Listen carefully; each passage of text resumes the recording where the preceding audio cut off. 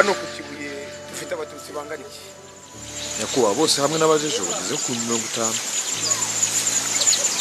Sineza ko imyiteguro mwayirangije mukaba mwari mwiteguye uyu munsi ahantu hose muhashyira za bariyeri. Tugomba kwitondera cyane, bamwe bari abayobozi bashobora kuduteza ibibazo, nibo tugomba kubanza. Ibi bizatuma bose bakangarana, bica intege bashaka kwirwanaho. Bizatera ubwoba abatutsi bose ku buryo bazahungira muri za kiliziya. Iyo ushaka kwatsa umuriro ubanza kwegeranya inkwi. Ntihagire umuntu ukinisha ibyo kwirwanaho. Uzajya ku kiliziya wese agomba pe. Nyuma y'ibyo zabere ku bundi buryo.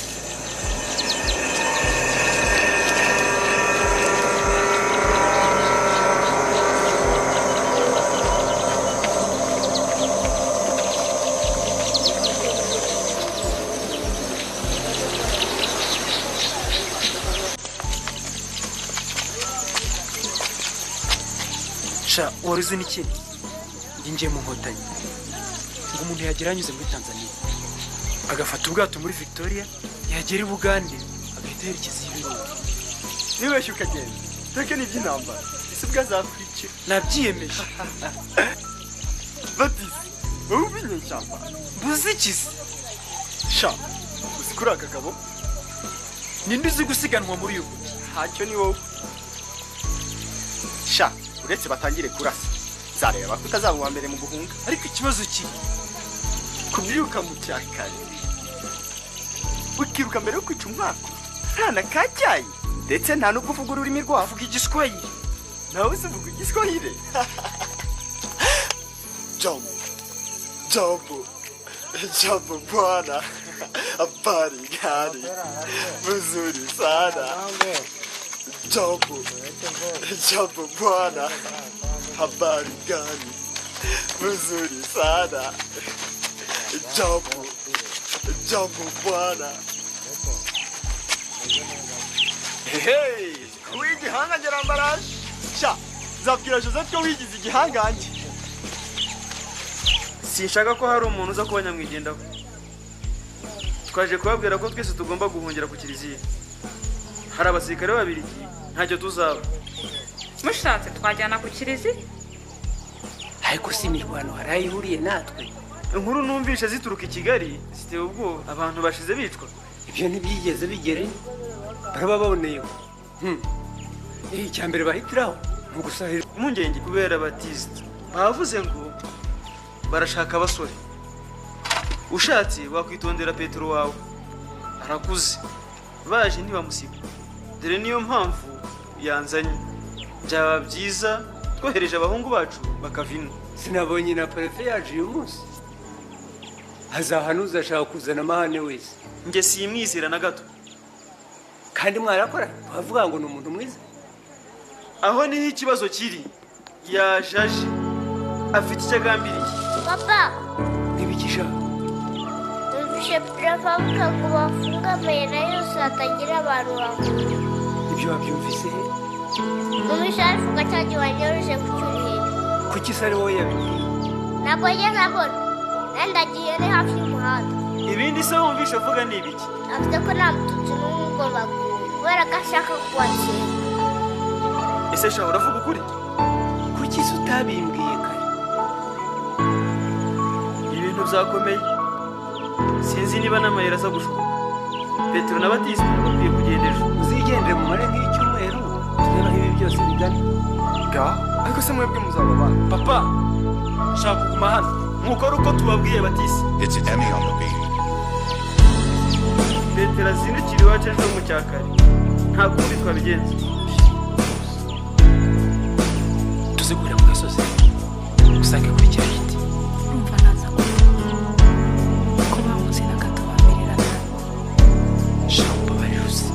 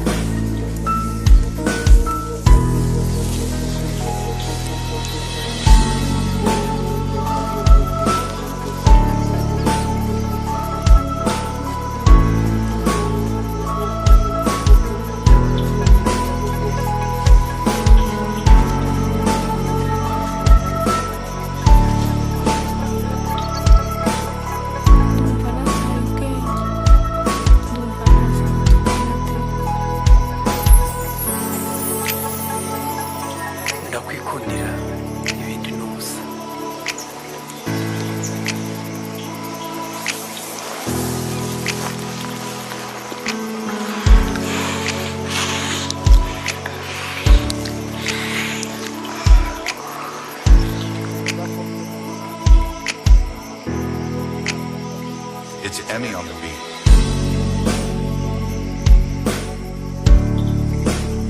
sigaho Abatusi nifitiye ubwoba bwo gusama.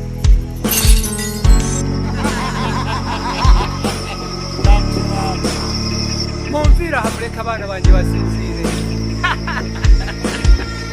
bazaba basinzira wibwira ko aho twigisha ku iduka ryawe ku mama byajyana ijoro kandi ukubita Ibyo byanga ejo bizabateza zaba urebye zabakorera maze ushatse kuvuga ushobora kuba ubitsa amafaranga watwibye ariko twe turiho kugura imibanki tayiwani shadawu ayo yavugishwa n'izo muragasa n'iz'inzoga nta mahane dushakisha refari n'ahangaha mwagombye rero kwitwara neza.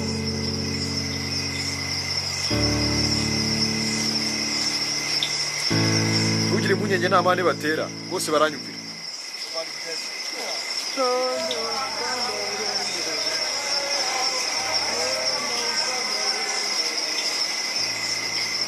Ibintu byakomeye kandi binteye impungenge bishobora kudogera muri iri joro. Ndumva nta bibazo bikomeye tuza kugira hano. Uko biza hari ibyo twigeze. Ndizera ko prefe ari gukora ibishoboka ariko n'imitwe ishyushye gutya biba bikomeye pe. Bwananye uyu mukobwa n'uwawe ese ko tutaziranye? Yitwa Joseph aracyari mu ishuri nk'uko ubibona.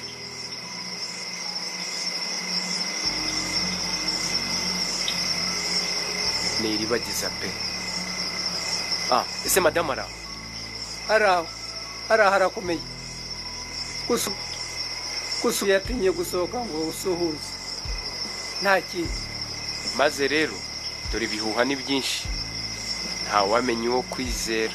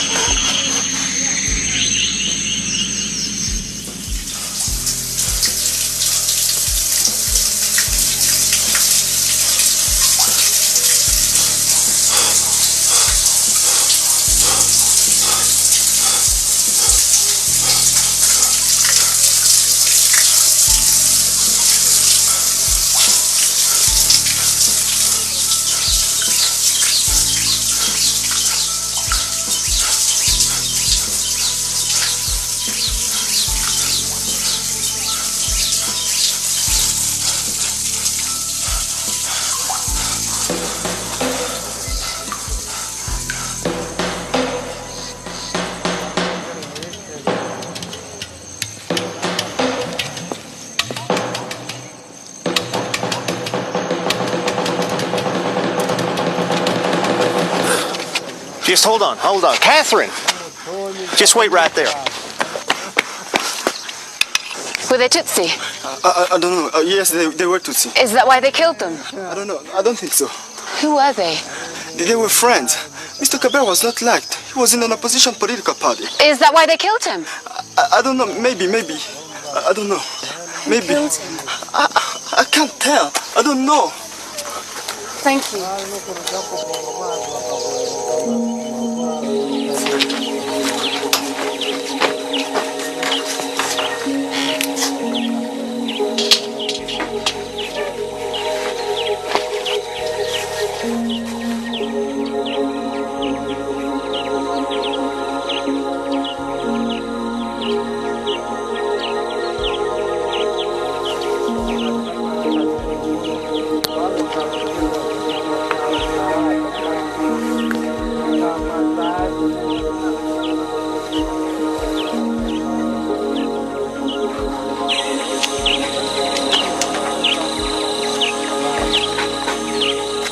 ntugire impungenge dufite inshuti nyinshi hano abapolisi n'abakiriya bacu turaziranye aho niho ikibazo kiri nyine baratuzi ko nta n'umwe utazi ko turi abatutsi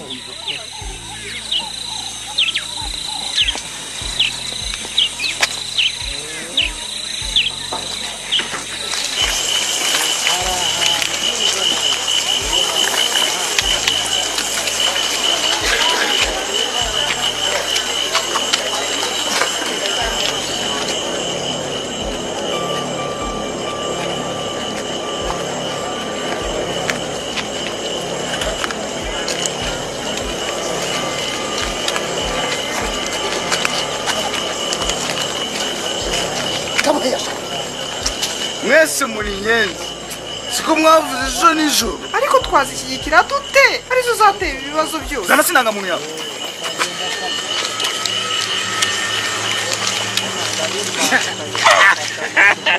uri umututsi abatutsi bose ni inyenzi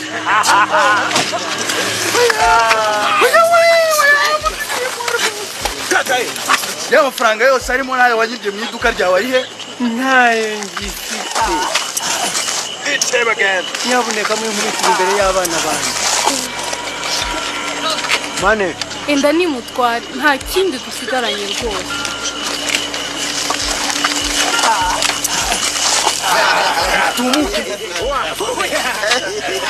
tumuke mwanyenzi mwe ntarabatsemba mwese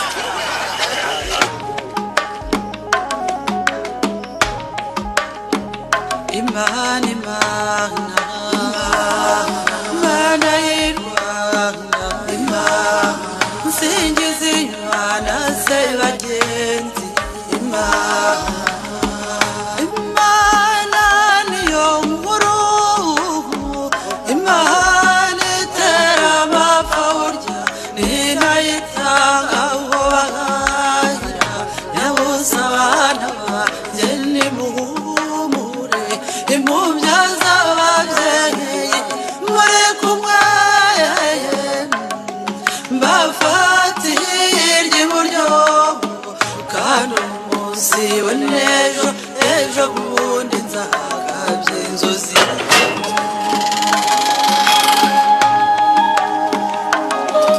izo narose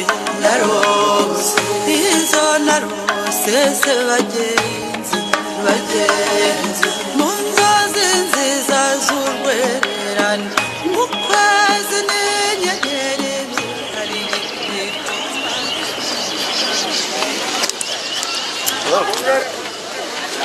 What's your name?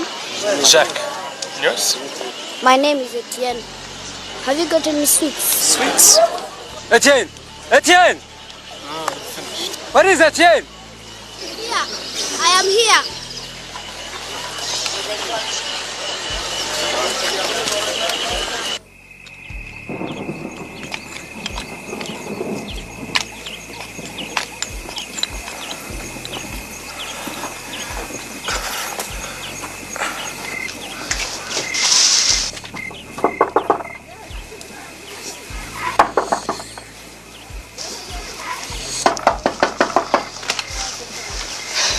Baptiste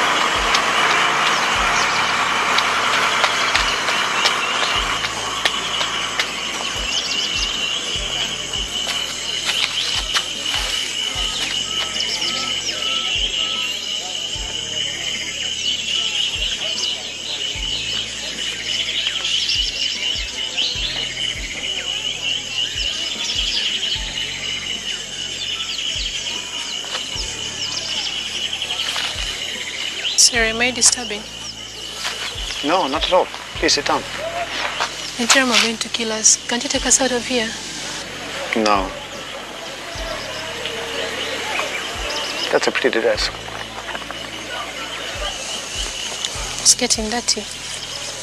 Is your family here? Yes. Well, no, my brother. He left. We're so worried about him. But that's my father over there.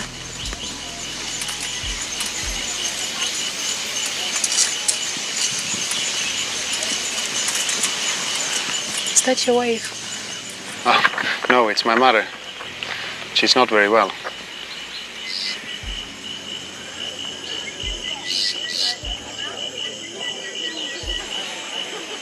What are you going to do?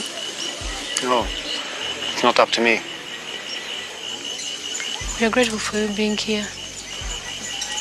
They can't touch us while you're here. No, not while we're here.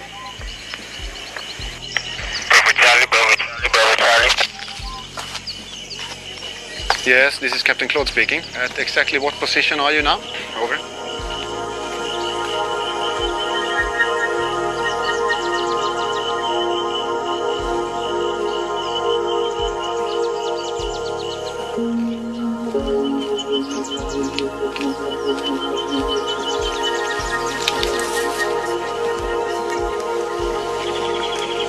Ni wowe nagira mwana wanjye. Sinzi impamvu ntabonye ibi byose kare.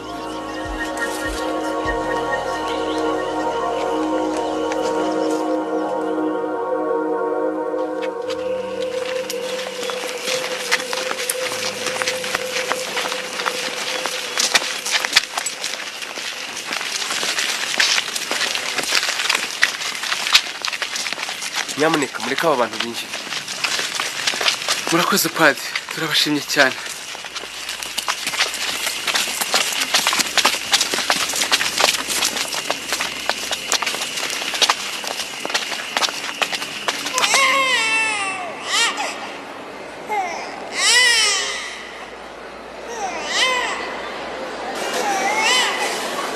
Tubwire uko byagenze.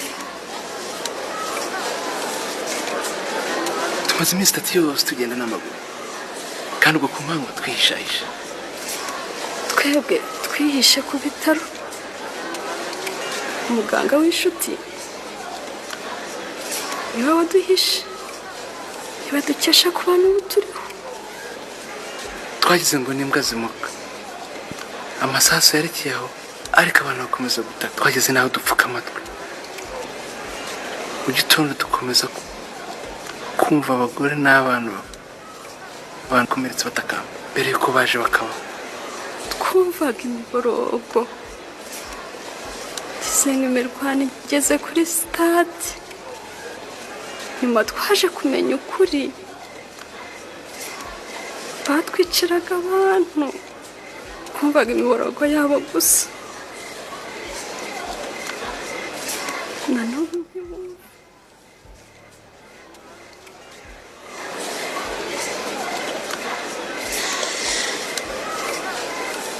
twagize ngo n'imbwa zimuka. Amasasu yerekeye aho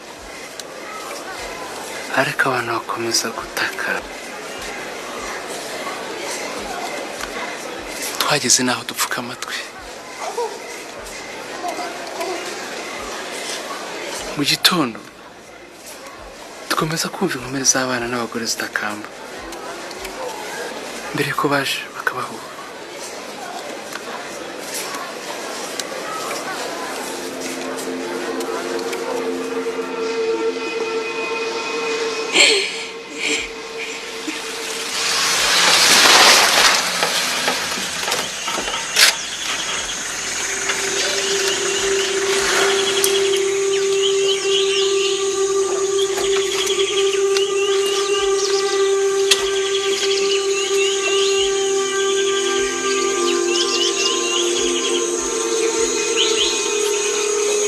This is Captain Claude speaking. There has been a massacre at the stadium 20 kilometers from here. The dead must number in the thousands. If I leave tomorrow, as you say, all the Tutsi at the church will be killed. I'm certain they will all be killed as soon as we leave town. As you can see, it's difficult for me to leave immediately. Over. I understand your position, but the UN Security Council has ordered all but a token force to leave. You must withdraw from Twibuke. That is final. Out.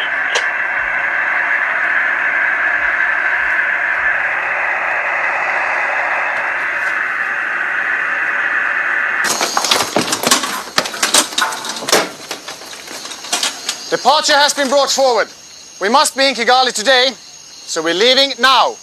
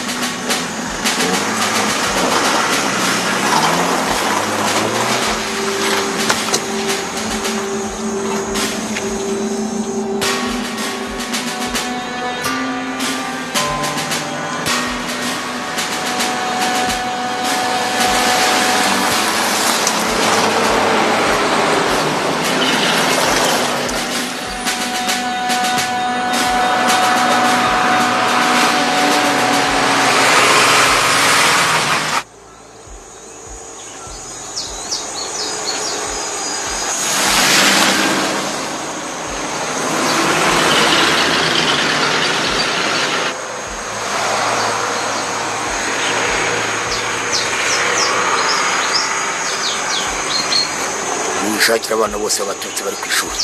Yego nyakubahwa. Gende mubasha.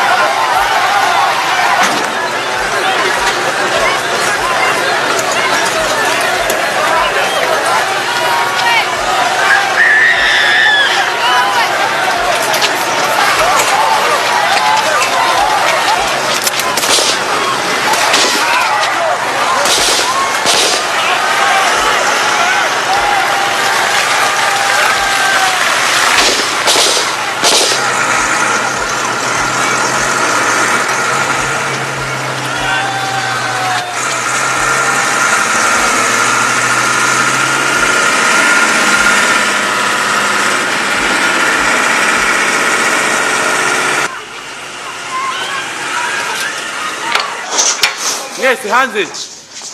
Musohoke mwese. Musohoke hanze mwese. Hanze vuba. Musohoke. Mugire vuba mwese hanze mwese. Mwese.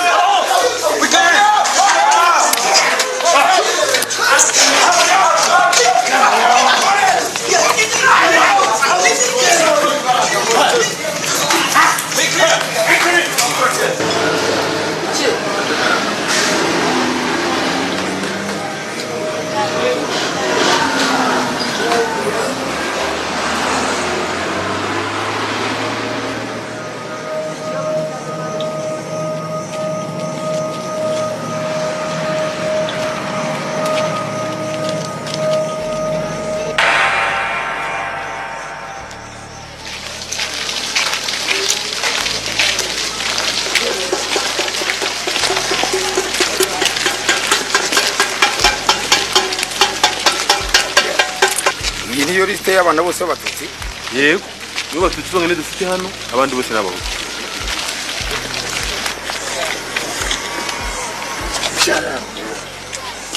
Nzitonda.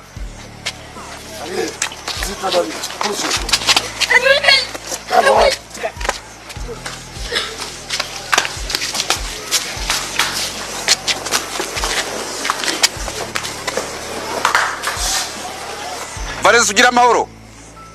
Valens, allez. Come on, take him. Samuel Itimana.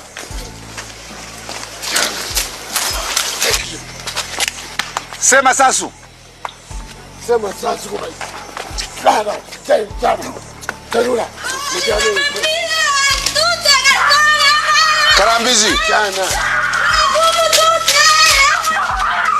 Na Federico Fils. Maweni mana mabiris. Kakuroi. Bizimana Seboro. Ndize Jean Baptiste.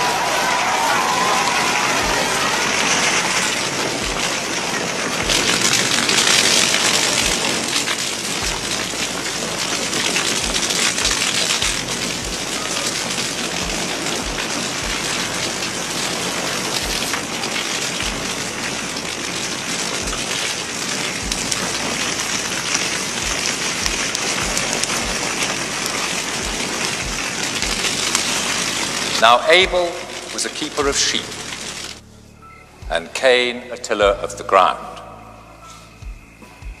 In the course of time, Cain brought to the Lord an offering from the fruit of the ground, and Abel brought of the firstlings of his flock. And the Lord had regard for Abel's offering, but for the offering of Cain he had no regard. So Cain was very angry, and his countenance fell. Cain said to Abel, his brother, "Let us go out into the field." And it came to pass, when they were in the field, that Cain rose up against Abel his brother and slew him.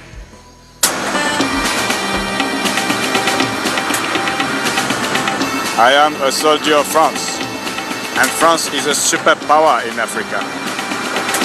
Through me, France have shared friendship. You will not be forgotten. But make no mistake, war is terrible. But once war is here, every man must be a soldier. But please, have discipline. Only discipline will bring you victory. I'm sorry to be leaving now, but please, next time I come back, not so many dead bodies. Work of the church must go on, though I doubt if any of these things will still be here when I return.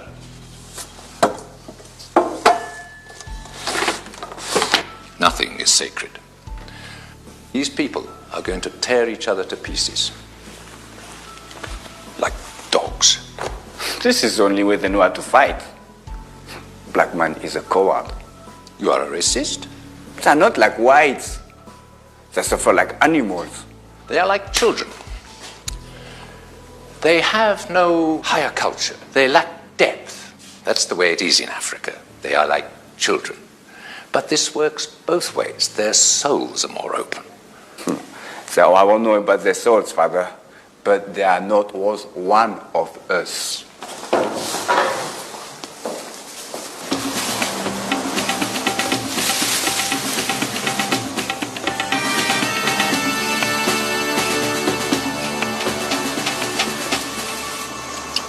Sorry, we must leave now. Please, come back when things are finished. God be with you, Father Kennedy.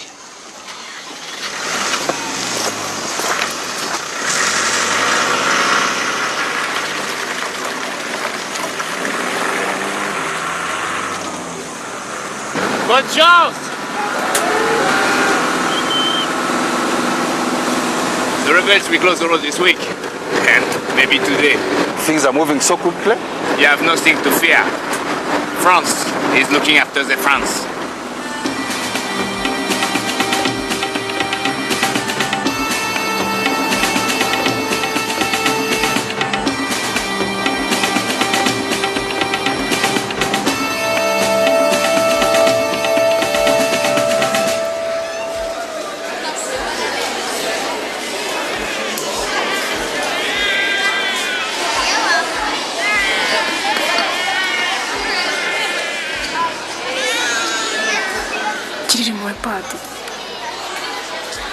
niba uyu ari nyoko mwembi ni muzi.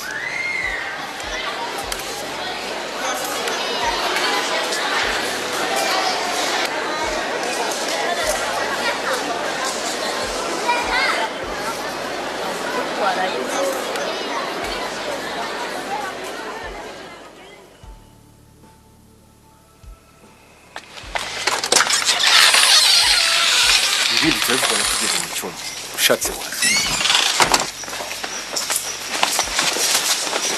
Mbabarira oya rwose padiri rwose mbabarira bikase kuri oya rwose mbabarira.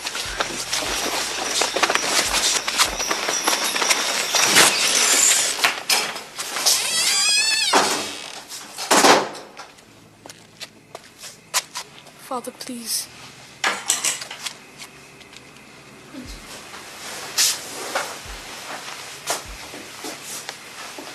Gira impuhwe Padiri.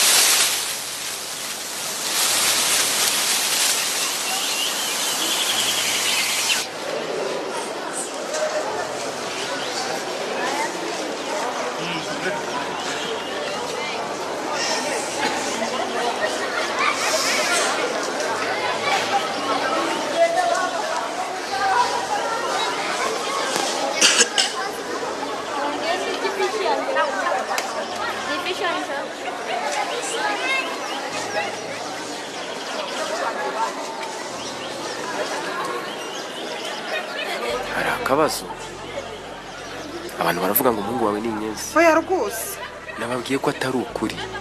Etienne afite imyaka 8 gusa. Ntako ntabagize banze kubyemera. Cyakora banyemereye kurinda umukobwa wawe. Ndakora ibishoboka byose ko sinatinyuka kubagondogoza birenza. Umugabo wanjye Mbabarira. reka ndebe umugabo wanjye yaboneka wajyanye na Etienne. Vuga boro gacwa. Ngomba kubereka ko ndi ku ruhande rwawe. Umukobwa wawe aje iwanjye, we n'umuhungu wawe mwagira amahoro. Amahoro savuye ese ubundi hagiye kuba iki? Watujyanye twese hamwe. Ashwi ntibyoroshye, baradushunga cyane. Gusa amakare yabo bashobora gukora umukobwa wawe byafura mbi.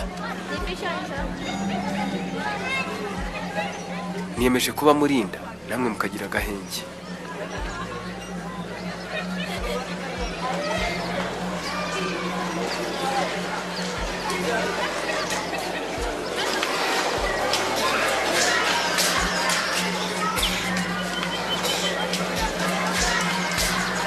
Urarizwa se niki? Azarokoka maze ajya bibuka. Ntabwo ndi kure ariko si mwabikorera iki?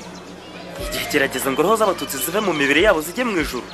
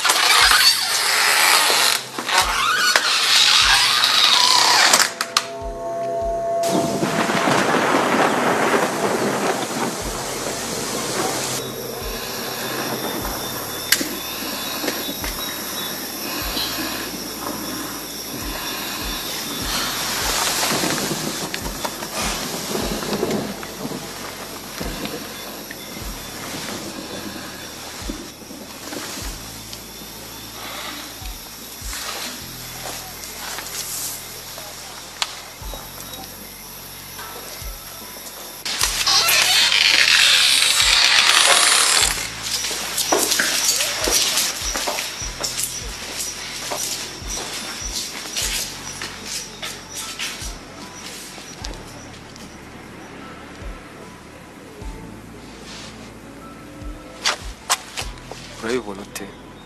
Ushobora kumbera umugore? Nta mupadiri ugira umugore. Narakwitangiye ndakurokora. Interamwe ngo zizemera ko umusaza watari inyenzi. Nimbereka ko uri umugore wanjye. Oya padi, ntibishoboka rwose. Uribwira ko ubwisa bwawe hari icyo bumbwiye. Ushatse wasubirayo ndetse. Ariko Abatutsikazi mwibonyemo iki gitangaje?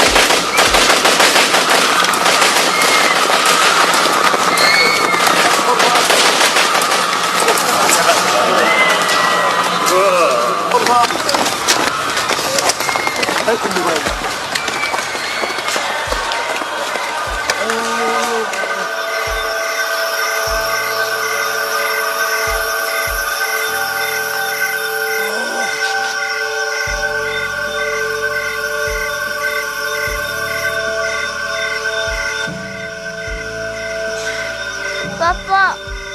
Papa!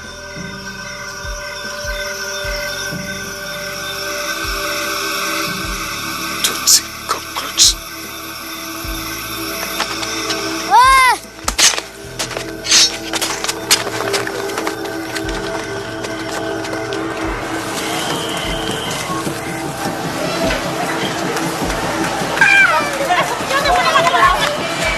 Ibi ni ibiki koko?